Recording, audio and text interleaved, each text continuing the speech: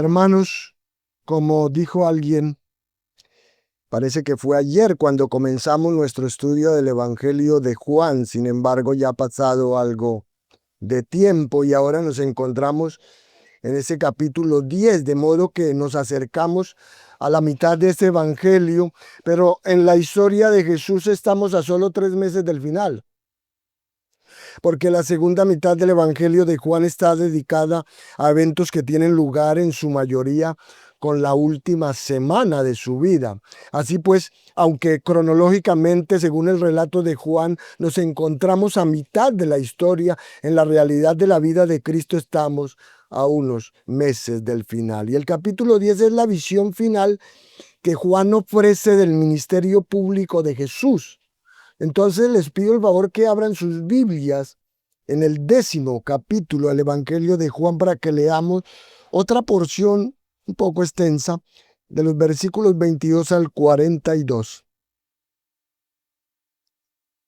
Entonces ubíquese allí, Juan 10,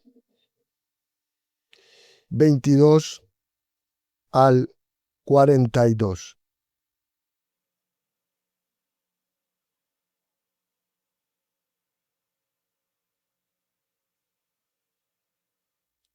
Dice la palabra del Señor: celebrábase en Jerusalén la fiesta de la dedicación. Era invierno y Jesús andaba en el templo por el pórtico de Salomón. Y le rodearon los judíos y le dijeron: ¿hasta cuándo nos turbarás el alma? Si tú eres el Cristo, dínoslo abiertamente.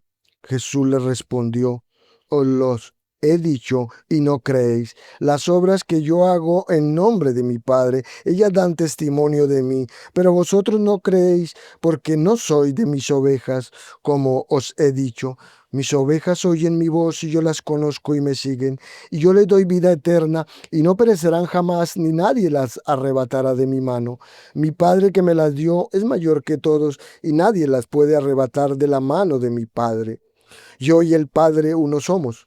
Entonces los judíos volvieron a tomar piedras para apedrearle. Jesús les respondió: muchas buenas obras os he mostrado de mi Padre. ¿Por cuál de ellas me apedreáis? Le respondieron los judíos diciendo: por buena obra no te apedreamos, sino por la blasfemia, porque tú siendo hombre te haces Dios. Jesús le respondió: ¿no está escrito en vuestra ley: yo dije, dioses sois? Si llamó dioses a aquellos a quienes vino la palabra de Dios, y la escritura no puede ser quebrantada. Al que el Padre santificó y envió al mundo, vosotros decís: tú blasfemas porque dije, hijo de Dios soy. Si no hago las obras de mi Padre, no me creáis, mas si las hago, aunque no me creáis a mí, creed a las obras, para que conozcáis y creáis que el Padre está en mí y yo en el Padre. Procuraron otra vez prenderle, pero él se escapó de sus manos y se fue de nuevo al otro lado del Jordán, al lugar donde primero había estado bautizando Juan, y se quedó allí. Y muchos venían a él y decían: Juan a la verdad ninguna señal hizo, pero todo lo que Juan dijo de éste era verdad. Y muchos creyeron en él allí. Entonces, aquí tenemos a Jesús, el verdadero Dios, cuya afirmación los judíos la rechazan, para mostrarnos esta mañana 4 señales, precisamente 4 señales del rechazo a Jesús, y así recordar al creyente que la vida eterna es conocer al único Dios verdadero y a Jesucristo, a quien ha enviado. Amados hermanos, quiero iniciar diciendo algo muy importante, y es que la historia está llena de gente que se hace a sí misma Dios. Lo digo porque en Génesis 3 vemos a Adán y Eva que cayeron en la tentación de que ellos serían como Dios. En Génesis 11 vemos a Nimrod ¿cierto? Que fue el líder de los que cayeron en la tentación de decir, vamos, edifiquémonos una ciudad y una torre cuya cúspide llegue al cielo. El rey de Babilonia en Isaías 14 decía en su corazón, subiré al cielo en lo alto junto a las estrellas de Dios, levantaré mi trono. Y en el monte del testimonio me sentaré a los lados del norte, sobre las alturas de las nubes subiré y seré semejante al Altísimo. El rey de Tiro en Ezequiel 28 dijo, yo soy Dios, en el trono de Dios estoy sentado en medio de los mares. Nabucodonosor hizo una estatua de oro de sí mismo para que todo el mundo la adorara como Dios. Y después de edificar la ciudad de Babilonia dijo, ¿no es esta la gran Babilonia que yo edifiqué para casa real con la fuerza de mi poder y para la gloria de mi majestad? Y Herodes, en Hechos 12, dirige un discurso elocuente al pueblo y la gente comienza a decir, voz de Dios y no de hombre. Y él con gusto recibe esa adulación. Pero hermanos, Dios no permite que la gente se haga Dios. Él no comparte su gloria con nadie. Así que Adán y Eva fueron arrojados del huerto y tuvieron que morir. Los planes de Nimrod fueron destruidos al ser confundidos los idiomas de todos sus trabajadores. El rey de Tiro como el rey de Babilonia fueron arrojados de sus tronos. Cuando Nabucodonosor se jactó de su majestad, Dios lo humilló y tuvo que comer pasto por 7 años como un animal. Y Dios mató a Herodes y fue comido por gusanos, porque existe un solo Dios y no permite que nadie compita con él. Y esta realidad hace que nuestro pasaje en Juan 10 sea aún más contundente. Porque aunque la historia está llena de gente que se hace Dios, la historia tiene a un solo Dios que se hizo hombre. De hecho, cuando pensamos en Adán y Eva, en Nimrod, en Nabucodonosor, Herodes, aún en su orgullo y en su arrogancia, estas personas solamente podrían fingir ser Dios, solamente hacerse pasar como Dios, pero no eran Dios, pues el verdadero Dios no fingía ser hombre, sino que se hizo hombre de verdad, se humilló y vino a este mundo para servir y morir por sus ovejas. Entonces el Señor Jesús es digno de nuestra adoración, porque no es un hombre que se hace Dios, es un hombre que era, es y siempre será Dios, el Dios que se hizo hombre.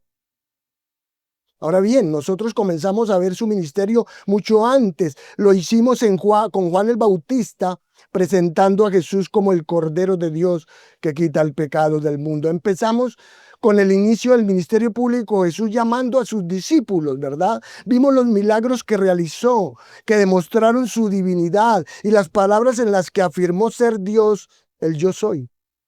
Así pues, lo que tenemos aquí es un breve vistazo a la vida de Cristo con un propósito específico, el propósito de que todos crean que Jesús es el Mesías, el Hijo de Dios, y para que al creer tengan vida en su nombre. Aquí hay un elemento histórico que les permite saber que Él es el Dios, el Hijo de Dios. Hay un elemento espiritual que les permite creer y tener vida eterna.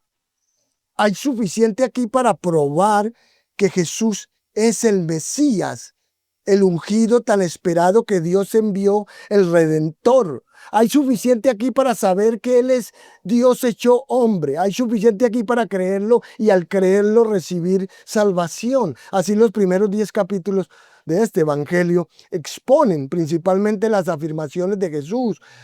Juan el apóstol comienza en el capítulo 1 diciendo, el verbo estaba con Dios, el verbo era Dios, el verbo se hizo carne. Luego tenemos el testimonio de Juan el Bautista acerca del Mesías, el Redentor, el Cordero de Dios. También tenemos el testimonio de los primeros apóstoles diciendo, lo hemos encontrado. Hemos encontrado al Mesías, al Hijo de Dios.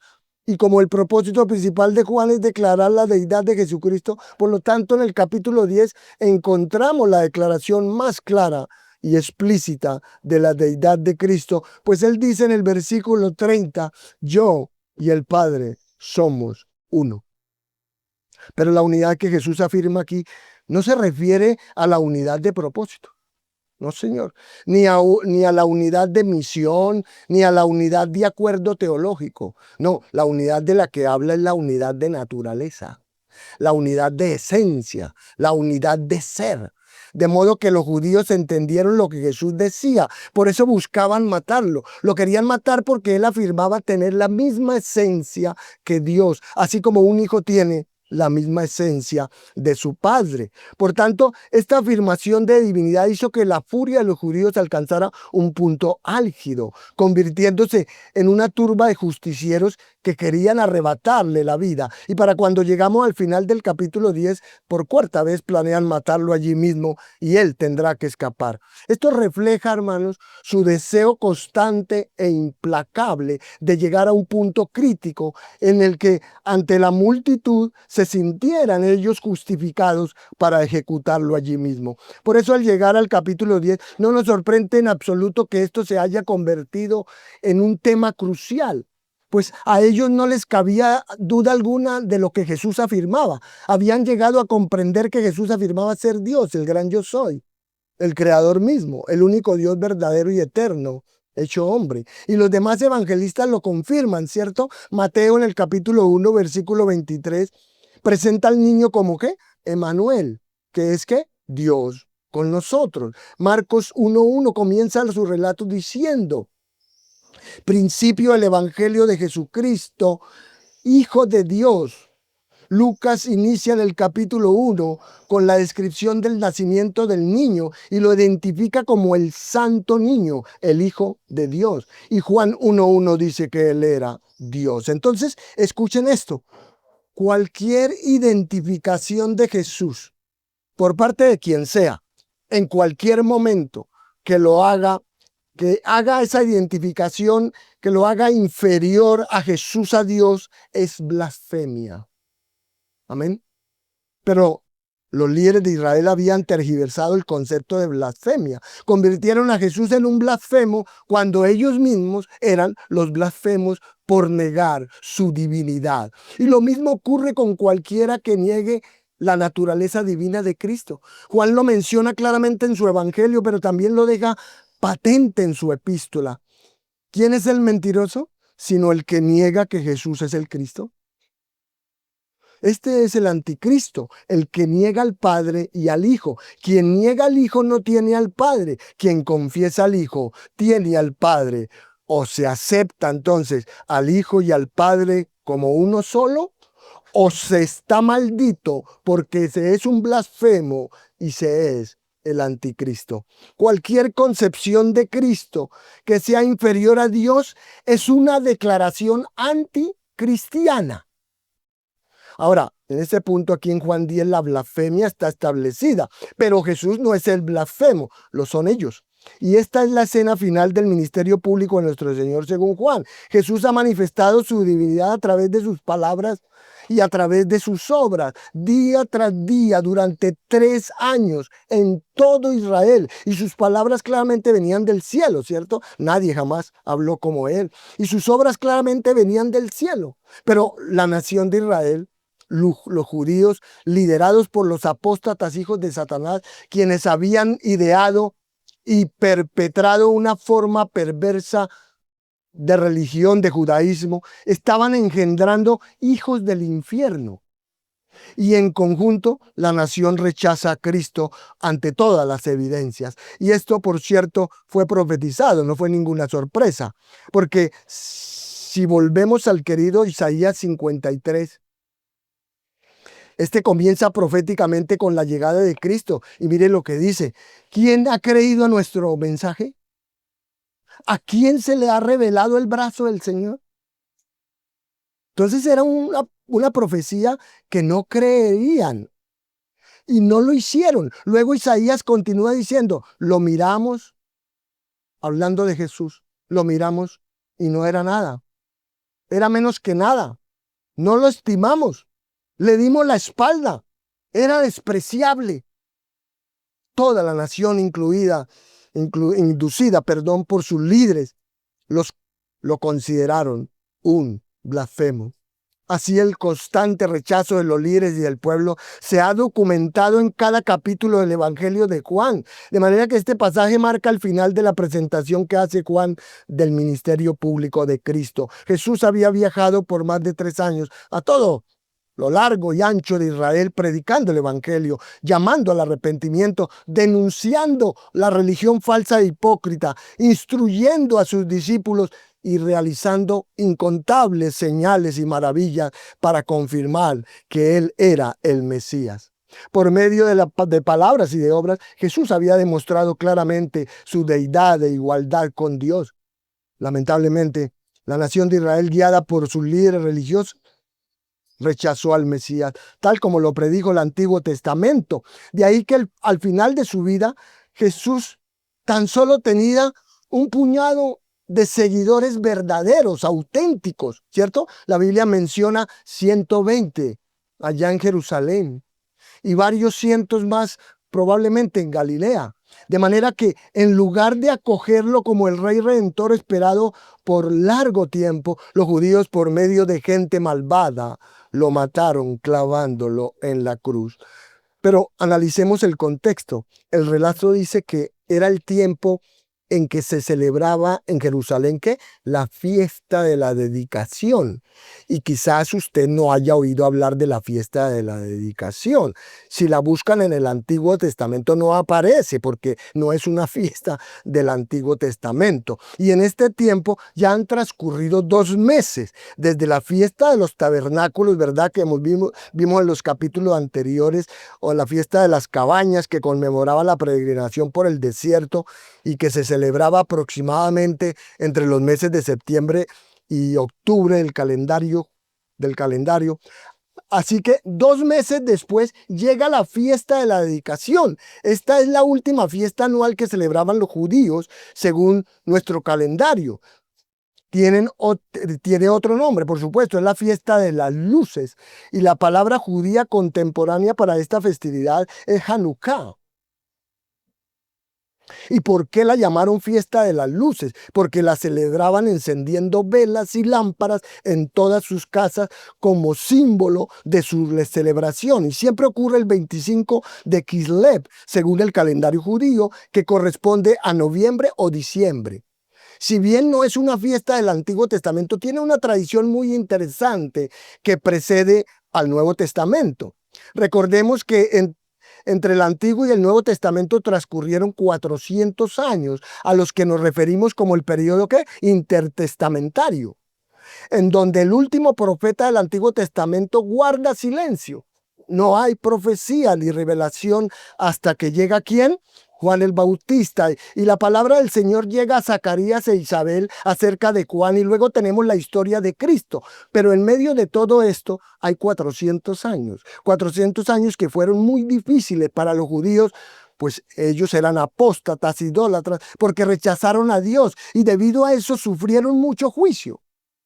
Pero la situación alcanzó un punto álgido alrededor del año 170 a.C., cuando un monarca sirio muy poderoso llegó al poder. Este monarca sirio se llamaba Antíoco Epífanes, que significa Antíoco el Supremo. Este hombre anhelaba lo mismo que los sirios modernos y el mundo árabe de Oriente Medio.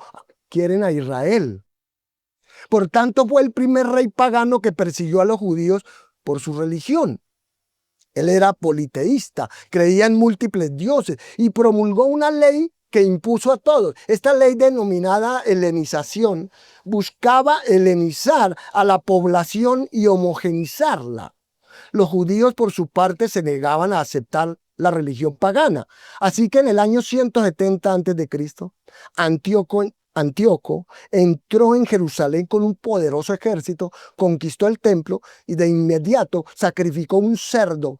Luego erigió una estatua de Zeus.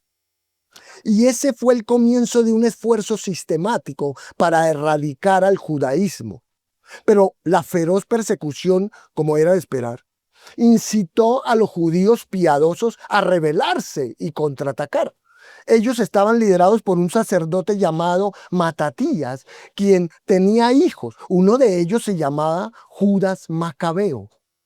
Y bajo el liderazgo de este guerrero poderoso y eficaz, los judíos reconquistaron Jerusalén. Curiosamente fue el 25 de Kislev, cuando liberaron el templo, lo reinauguraron y establecieron la fiesta de la dedicación. Amén. Para conmemorar la liberación y la reinauguración del templo. Hay información histórica que indica que Antíoco hizo lo que hizo el 25 de Kislev y que la ciudad fue liberada también el 25 de Kislev, años después. Así pues, aquella fecha se convirtió en una fecha importante y como hemos indicado en los capítulos anteriores, el rechazo de Jesús por la nación es un tema frecuente en el Evangelio de Juan. Entonces, siguiendo con ese tema, en la sección final del capítulo 10, Juan recarga la larga presentación del ministerio público de nuestro Señor, iniciado en el capítulo 1, con otra confrontación entre Jesús y los líderes judíos. Aquí, al culminar el capítulo 10, en esta sección final de los versículos 22 al 42 que leímos, vemos a Juan resumiendo el rechazo del Hijo de Dios, el Mesías, por parte del pueblo de Israel. Y si bien es un pasaje extenso, creo que se puede comprender con el bosquejo que hemos preparado. Aunque no es una visión exhaustiva, pienso que se puede captar la idea general. De modo que del diálogo entre ellos podemos extraer 4 señales del rechazo al Señor Jesús que nos sirven para evaluar hoy nuestra respuesta, la respuesta que estamos dando a la deidad de Jesús. 4 señales que nos advierten para no reaccionar equivocadamente a nuestro Salvador Jesús y que nos exhortan a crecer en nuestro conocimiento de la persona de Cristo. Y la primera señal de rechazo al Señor Jesús, versos 22 al 24, es no tener interés en conocer la verdad. No tener interés en conocer la verdad. Usted cree que ya sabe toda la verdad. O tal vez no le interesa la verdad. Y esto lo podemos ver en la escena de confrontación que inicia el relato, la cual se debe a que la confrontación ocurría todo el tiempo. Y como estamos en la sección de las fiestas del Evangelio de Juan, Juan muestra estas confrontaciones, estos encuentros, estos momentos de rechazo a las afirmaciones de Jesús. Juan lo hace porque los líderes de Israel confrontan a Jesús con frecuencia. Lo vemos en Mateo, Marcos y Lucas, así como aquí en Juan. A ellos les gustaba confrontarlo con preguntas. Así que estos hombres se acercan y le hacen una pregunta. Siempre lo hacían, ¿cierto? Y usted podría decir, bueno, eso está bien, excepto por el hecho de que tenían motivos perversos para hacer esas preguntas. Ellos no buscaban información ni aclaraciones, solo querían ponerlo en una situación pública donde Jesús dijera algo tan blasfemo que se sintieran justificados para quitarle la vida. Y esta es una realidad muy común, porque las personas casi siempre hacen la pregunta correcta y hay que reconocerles el mérito, ¿cierto? Por ejemplo, el joven rico hace la pregunta correcta. Nicodemo hace la pregunta correcta. Muchos de los que se acercaron a Jesús como escribas, abogados, fariseos, saduceos, hicieron la pregunta correcta. Es más, se la hacen a la persona correcta. Por lo tanto, siempre obtienen ¿qué? La respuesta correcta. Sin embargo, siempre la rechazan desafiantemente.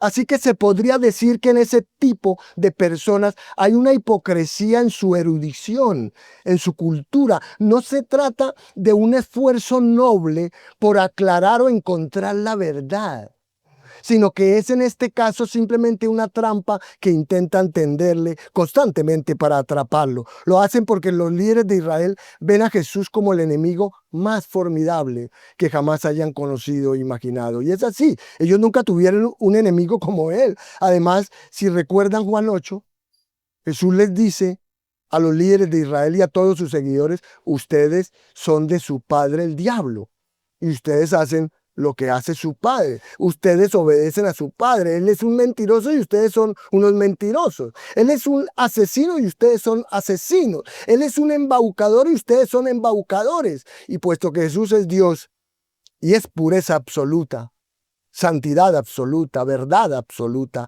Él es el mayor enemigo que jamás conocerán. Ellos no lo ven así claramente, pero esa es la realidad. Entonces, el patrón es bien conocido y lo confrontan, le hacen una pregunta, Jesús responde, él reitera su afirmación de ser el Hijo de Dios, el Mesías, pero ellos reaccionan con furia e ira e intentan apresarlo y matarlo allí mismo, pero él escapa. Ahora, la razón por la que lo hicieron durante todas estas fiestas es porque allí podían provocar indignación pública y podían manipular a la multitud. Así que Jesús caminaba por la parte del templo que quedaba del enorme y glorioso templo de Salomón, siendo esta su última aparición pública, pues el resto sería en privado, hasta que regresó, resucitó a Lázaro y entró en la ciudad una semana después, y viene la crucifixión y la resurrección. Entonces, este es un momento muy significativo porque ellos aquí están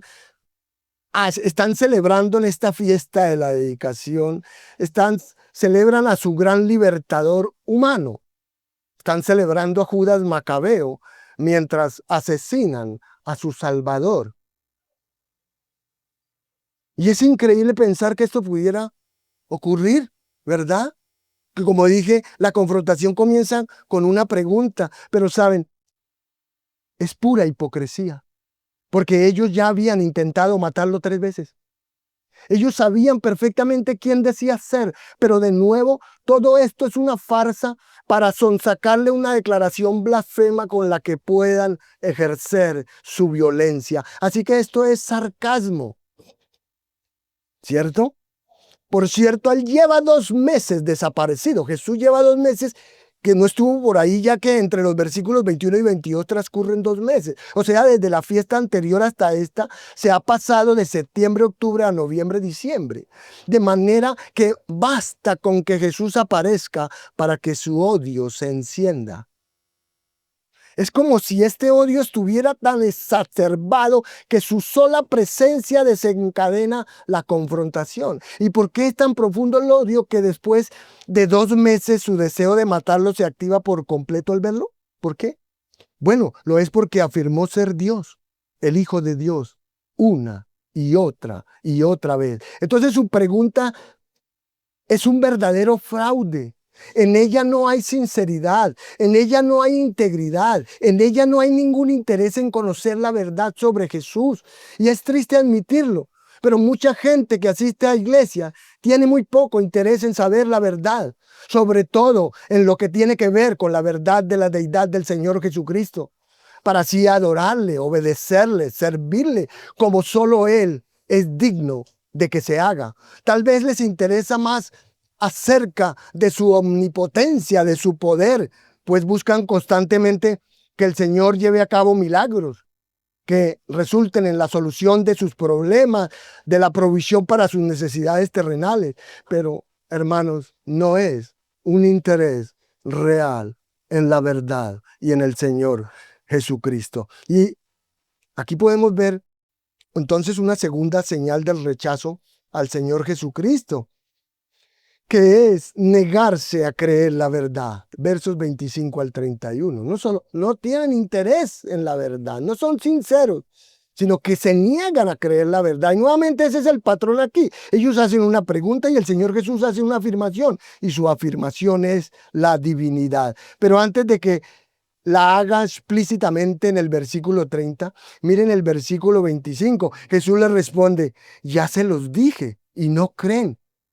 Ese es el problema. No creen. Y no solo se los dije, sino que las obras que yo hago en nombre de mi Padre dan testimonio de mí, pero no creen. Así que ellos aquí reaccionan con incredulidad. No solo lo hacen con ira, sino que también reaccionan con escepticismo ante sus palabras. Y este es el punto, hermanos, que no creen. ¿Por qué? Ustedes dirán, bueno, con todas esas pruebas, pastor, con todos esos milagros, ¿por qué no creen? Bueno, no creen, porque como dice Juan 3:19, este es el juicio, esta es la condenación, que la luz ¿qué? Vino al mundo, ¿y qué? Y los hombres amaron más las tinieblas, y esta es la razón por la que no creen. Los hombres amaron más las tinieblas que la luz porque sus obras eran malas, son malas, y todo aquel que hace lo malo odia la luz. Usted sí escucha a las personas, a los incrédulos, a los impíos, odian la luz. Todo aquel que hace lo malo odia la luz y no viene a la luz por temor ¿a qué? A que sus obras sean descubiertas. Entonces, ¿por qué la gente no cree? Bueno, no es por falta de pruebas, no, sino porque odian la luz, porque la luz expone su pecado, porque ¿por qué la gente se enoja con los cristianos? A ver, ¿por qué la gente se enoja con los cristianos? ¿Por qué la gente los persigue? A ver, ¿por qué? Por la misma razón por la que persiguieron a Jesús. Jesús lo dice, el mundo me odia porque yo doy testimonio de que sus obras son malas. Juan 7:7. Esa es una afirmación contundente. ¿Quieren saber por qué el mundo nos es hostil a nosotros? Porque damos testimonio de que las obras del mundo son malas y no quieren oírlo, ¿cierto? Los adúlteros no quieren oírlo. Los homosexuales no quieren oírlo. Los mentirosos y los ladrones no quieren oírlo. Los corruptos no quieren oírlo. Los inmorales no quieren oírlo.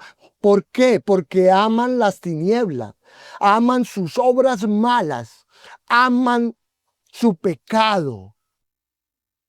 De manera que lo que estamos diciendo es que el amor al pecado es lo que produce incredulidad.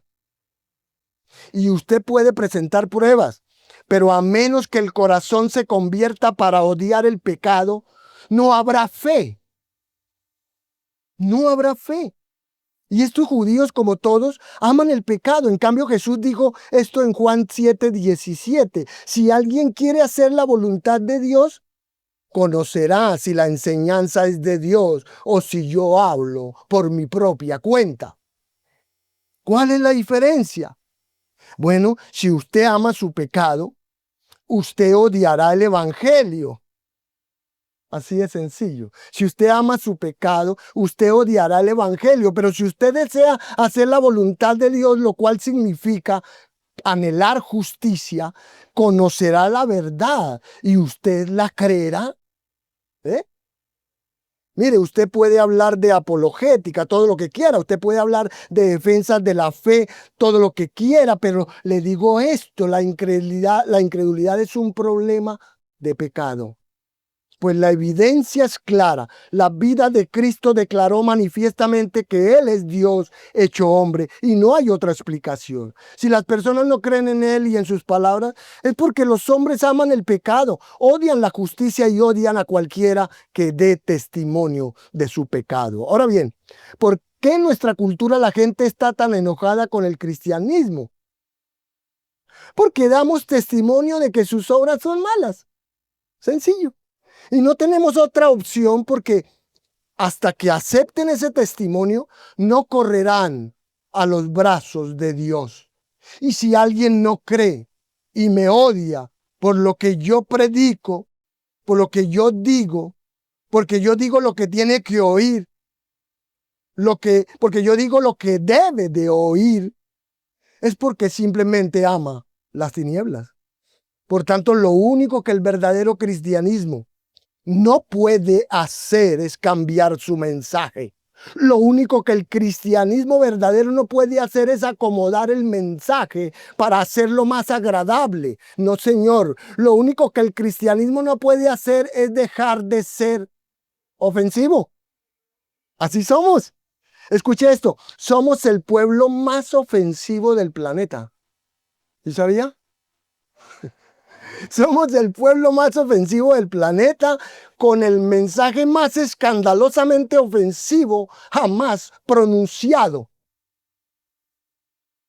Lo somos porque testificamos que las obras de las personas incrédulas son malas.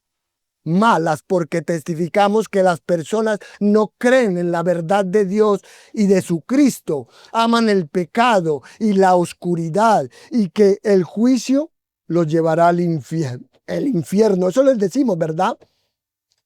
Ese es nuestro mensaje. Entonces, es el amor al pecado y el odio a la justicia lo que produce incredulidad, incluso cuando todas las pruebas están presentes. Y a lo largo de toda la historia, Dios nos llama a creer. nos ordena creer, Él nos advierte que creamos no lo que nos convenga, ¿no? Porque algunos hacen eso, no que creamos lo que nos convenga o lo que sea de nuestro parecer, ¿cierto? Sino que creamos toda su revelación, porque como lo hemos visto, la salvación viene por la fe, y eso significa que debemos creer que Jesús es quien dice ser, de manera que la salvación llega a quienes creen. Y por cierto, hay otra cosa ahí. Allí también dice que no creen porque no son de sus ovejas. Esa es la perspectiva divina. Realmente esa es una declaración impactante, pues quiere decir que no le pertenecen. Pero, ¿cómo sabemos que no son sus ovejas? Lo sabemos al ver que no entienden lo que el Señor dice. Jesús expresa en Juan 8:43, ¿por qué no entienden lo que les digo? Responde, porque no pueden oír mi palabra, porque no pueden oírlo, porque no reconocen su voz. ¿Y por qué? Porque no son hijos de Dios. Y en cambio, ¿qué? ¿Son hijos de quién? Del diablo. Porque si fueran de Dios, sus palabras se escucharían. ¿Eh? En otras palabras, no soy de mis ovejas y por eso no creen. Eso es algo que ya hemos visto, ¿cierto? El Padre ha elegido a las ovejas. El Padre conoce a las ovejas. Él las ha identificado y ha escrito sus nombres. Y el Padre se las dará a su Hijo a su debido tiempo y éstas vendrán a su Hijo. Amén.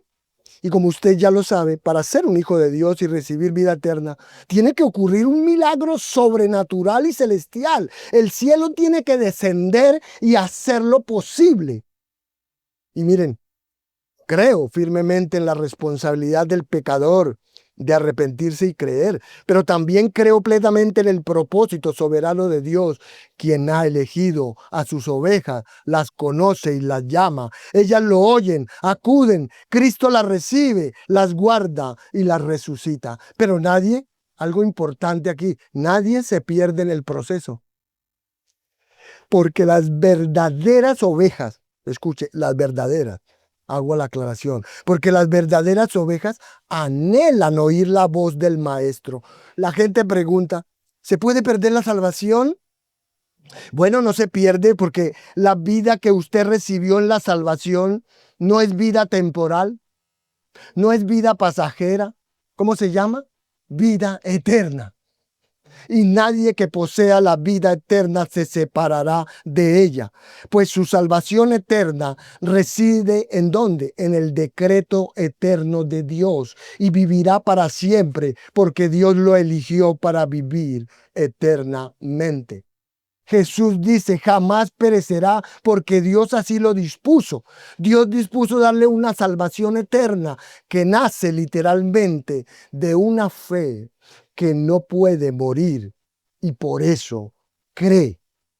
Entonces, no hay pasaje más contundente en la palabra de Dios que garantice la seguridad absoluta de todo verdadero hijo de Dios que este. Si tan solo lo comprendemos un poco mejor, vemos que estamos seguros porque Dios nos ha elegido para su rebaño. Somos las ovejas de Dios.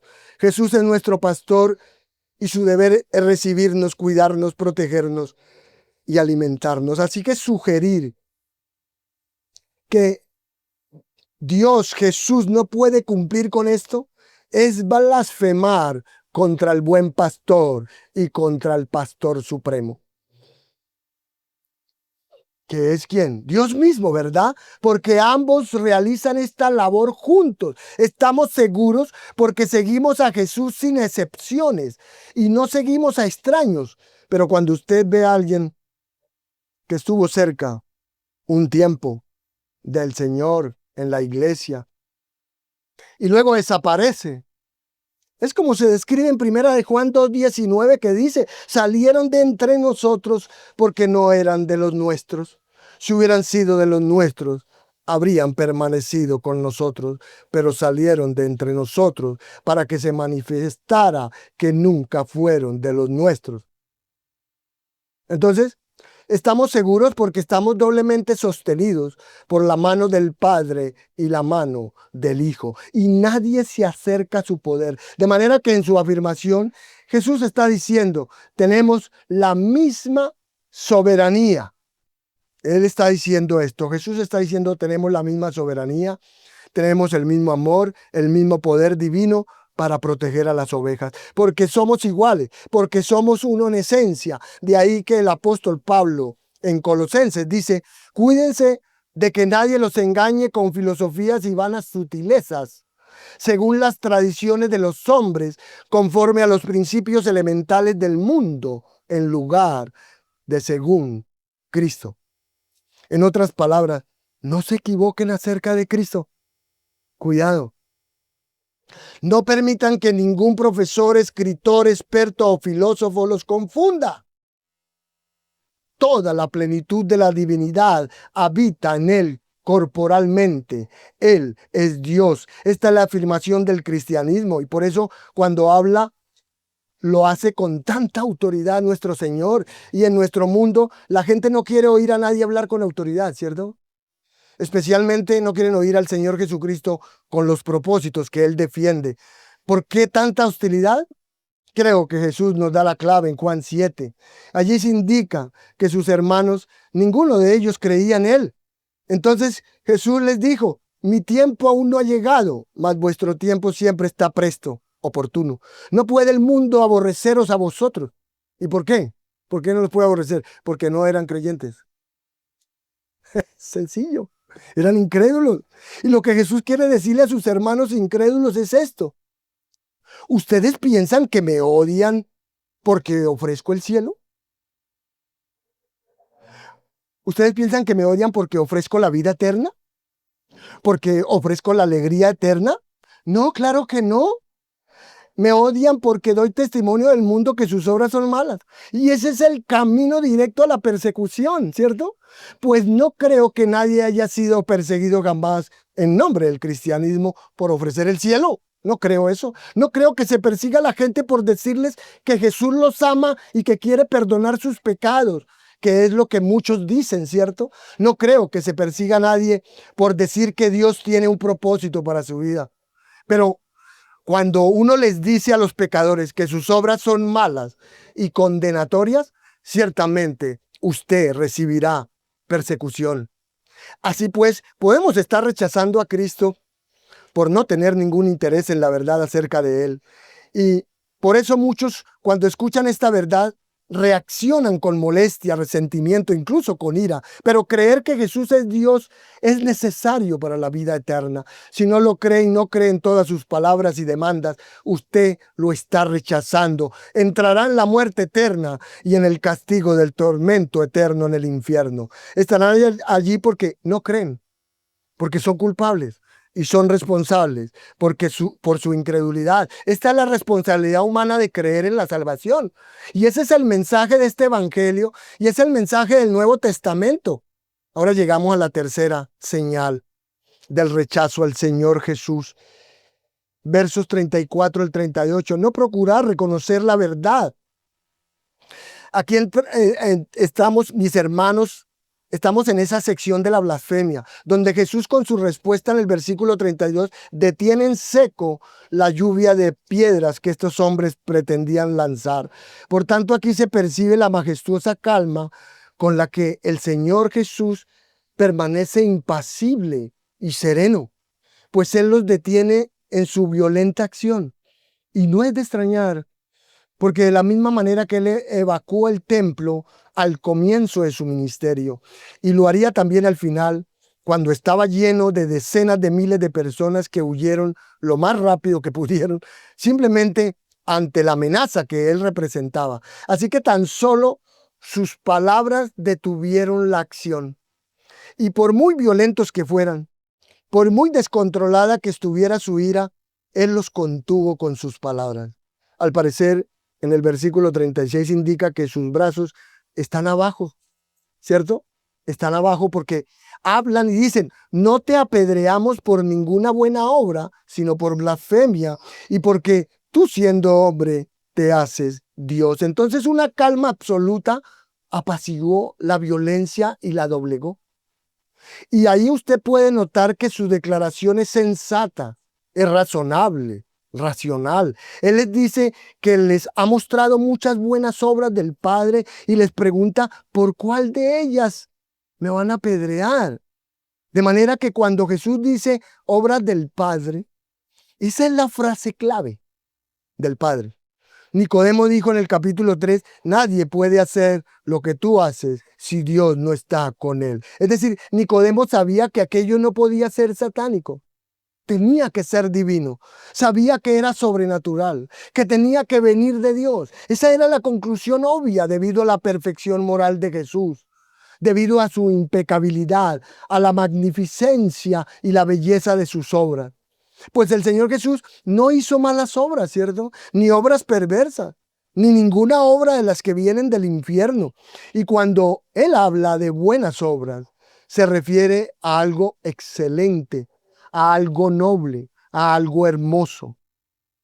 No solo buenas moralmente, sino obras de una belleza sublime. Entonces, sus milagros fueron prodigios de alegría, como dar vista a los ciegos, ¿cierto? Oído a los sordos, voz a los mudos, como dar miembros nuevos a los paralíticos, órganos nuevos a los enfermos y vida nueva a los muertos. Así que fueron milagros de asombro y belleza incomparables. De manera que esto los deja perplejos y solo tienen una respuesta. Dijeron, te apedreamos por blasfemia, ya que según la ley mosaica, un blasfemo debía ser apedreado. Por tal razón, creían estar cumpliendo con su deber. Ahora, permítame aclarar este punto. Hay quienes han negado, no solo han negado la divinidad de Jesús, ¿cierto? Sino que hay quienes han negado la humanidad de Jesús. Hay quienes han dicho que era una especie de fantasma, imagínense. Pero en su opinión, estos judíos claramente sabían que era un hombre, ¿cierto? Esto no era discutible. Esto no se podía cuestionar. Todos sabían que era un hombre. Primera de Juan dice que si usted niega que el Hijo de Dios, el Mesías, vino en carne, será juzgado por Dios. Así que Él es un hombre. Nació como nacen los hombres. Vivió como niño y joven y fue plenamente humano en todo sentido. Así pues, lo acusan de ser blasfemo porque Él, siendo hombre, se hace pasar por Dios, lo que para ellos es la blasfemia suprema. Por eso sienten el deber religioso de acabar con su vida en ese mismo instante. Sin embargo, por la razón que sea, no lanzan ninguna piedra. Y esto se debe a la divina restricción impuesta por el mismo Hijo de Dios que los obliga a reflexionar. Y hace algo realmente interesante con su propia ley, ¿cierto? Jesús les dice, seamos racionales. Basta de violencia ya. En otras palabras, Él les dice, ¿podrían ser objetivos por un momento? ¿Podrían dejar de lado su furia, la emoción y todo su odio? ¿Podrían detenerse y considerar el Antiguo Testamento? ¿Por qué se enfurecen tanto porque yo me llamo Dios cuando en su propia escritura a los hombres se les llama dioses? ¿Ah? Wow, eso demuestra la agilidad mental de nuestro Señor Jesús, la que es incomparable a la de cualquier otro ser humano que haya existido, para escudriñar en un instante el Antiguo Testamento y extraer un pasaje tan recóndito como este, que no hace parte ni siquiera de la ley y los profetas, sino que es parte de los salmos.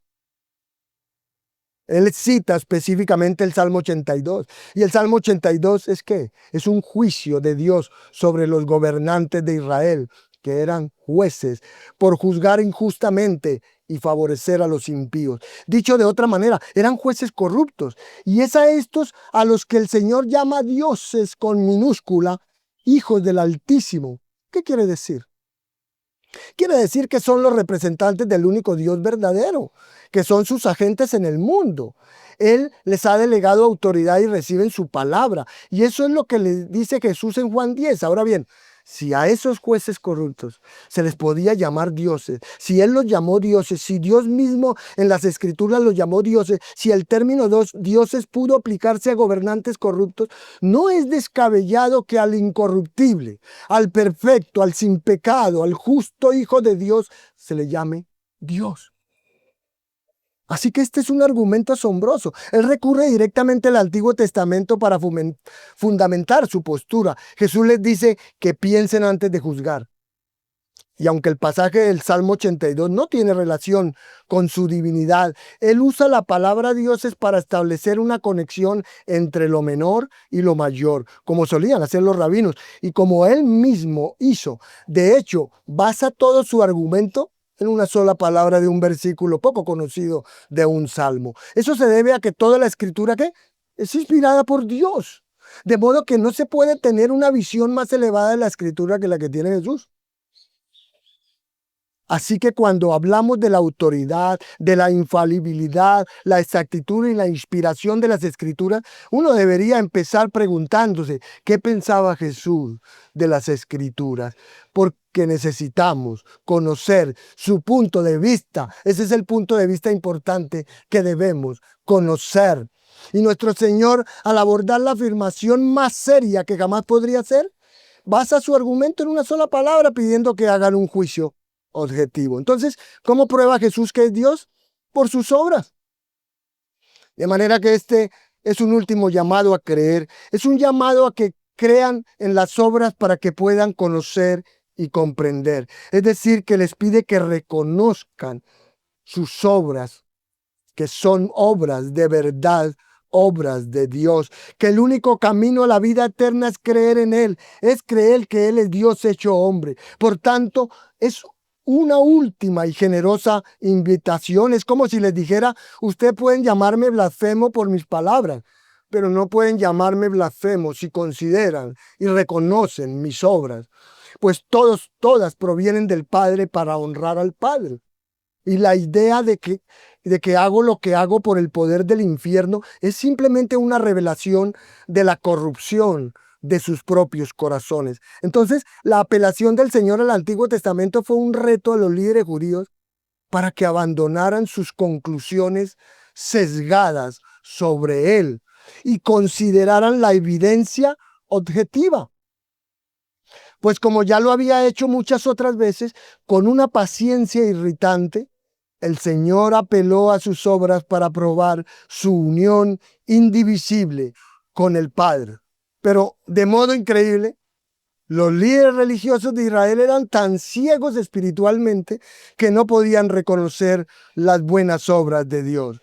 Si Jesús no hiciera las obras del Padre, habrían estado ellos en lo correcto al negarse a creer, ¿cierto? De otro lado, si Él las hacía, ellos deberían haber puesto de lado su renuencia a creer sus palabras y debían haber escogido creer el testimonio claro de sus obras.